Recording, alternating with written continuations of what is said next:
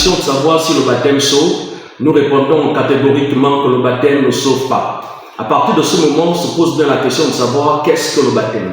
Pierre dit ceci dans 1 Pierre chapitre 3, le verset 21. Cette eau était une figure du baptême, qui n'est pas la purification des souls du corps, mais l'engagement d'une bonne conscience envers Dieu, et qui maintenant vous sauve, vous aussi, par la résurrection de Jésus-Christ. Donc, le baptême ne purifie pas. Si le baptême ne peut pas purifier les souls du corps, il est clair que ça ne peut pas purifier l'esprit de la personne. Le baptême présenté par Pierre est un engagement de celui qui a désormais une bonne conscience devant Dieu.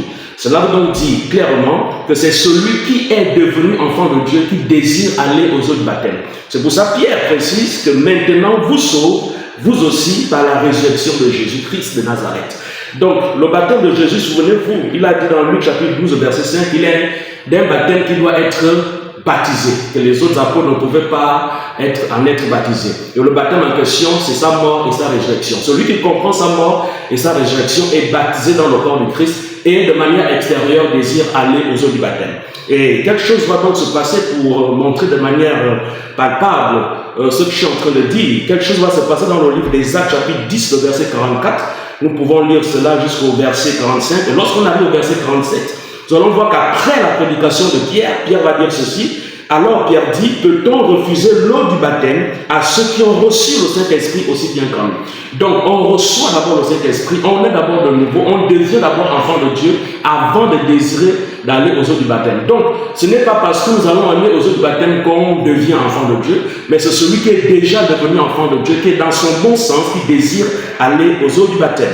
Et c'est pour ça, Jésus lui-même en prenant le baptême, on se pose la question, est-ce que c'est parce qu'il voulait devenir enfant de Dieu ou bien il était déjà enfant de Dieu? Jésus était déjà enfant de Dieu, mais pourquoi Jésus se baptise? Son baptême est rempli de symboles. Il veut tout simplement dire que celui qui comprendra sa mort et sa résurrection, qui est le symbole d'aller dans l'eau et d'en sortir, le Saint-Esprit descendra sur cette personne. Et de manière extérieure, cette personne va désirer aller aux eaux du baptême. Souvenez-vous de Philippe avec l'eunuque éthiopien. Après leur prédication, l'eunuque éthiopien va dire à Philippe, voici l'eau, qu'est-ce qui nous manque pour être baptisé? Donc il a d'abord compris qui est Christ. Il a d'abord reçu le Saint-Esprit, il est d'abord sauvé, ensuite il désire aller aux eaux du baptême. Le contraire ne se produit pas dans la vie de l'homme. Et je voudrais donc finir à ce propos en nous montrant la condition sine qua non pour devenir enfant de Dieu.